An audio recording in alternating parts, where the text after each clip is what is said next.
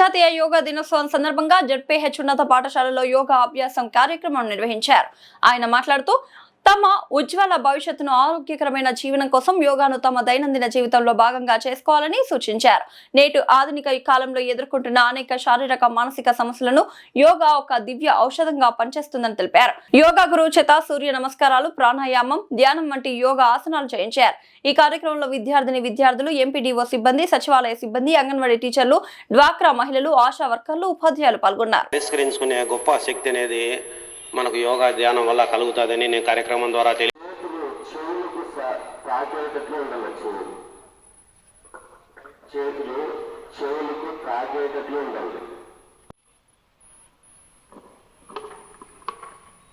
విధంగా ఉంటుంటే సుఖాసనము అంటారు. సుఖంగా ఉండే ఆసనము.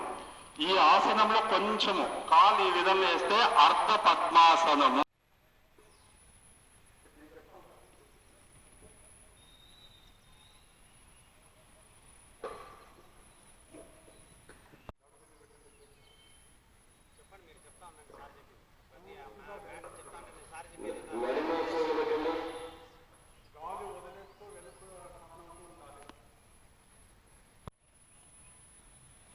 కాలు పైపెట్టి కనీసం మోకాలకు పైన వీలైనంత వరకు మధ్యలో గ్యాప్ అనేది ఉండదు. వీలైనంత వరకు